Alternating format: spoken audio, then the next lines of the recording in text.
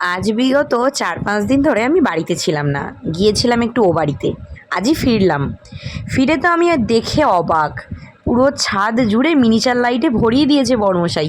অথচ আমায় একটু জানায়ও নি যে লাইট খাটিয়েছে। আমি তো দেখে অবাক হয়ে গেছি। আর প্রত্যেকবার বাড়ি ফিরে এসে দেখি এই যে ঘরটা আমার গুছোনো টিপটপ থাকে, দেখেই মনটা শান্তি হয়ে যায়।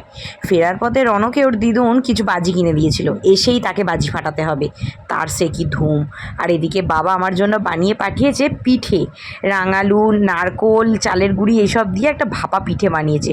অসাধারণ খেতে হয়েছিল, উফ! আর এদিকে রাত্তিরে ওর বাবা কাজ থেকে ফেরার পরেই দেখে যে ছাদের লাইটগুলো হঠাৎ করে নিভে গেছে। সেই ওরা বাপ বেটা দুজন মিলে লাইটগুলোকে যতক্ষণ না সারালো ওদের শান্তি নেই। এদিকে আমি চলে এসেছি রুটি করতে। ও বাড়ি থেকে মাটন কষা নিয়ে এসেই ছিলাম। তরকারি আর করতে লাগলো না, জাস্ট রুটিটা করে নিলাম, হয়ে গেল। আর ওর দাদাই আজকে ওর নাতি বাড়ি এসেছে দেখে নাতির জন্য দুটো পুতুল আর সাথে কালী পুজো স্পেশাল পাঞ্জাবি পাজামা দিয়েছে। এইভাবেই কেটে গেল আজকের দিনটা।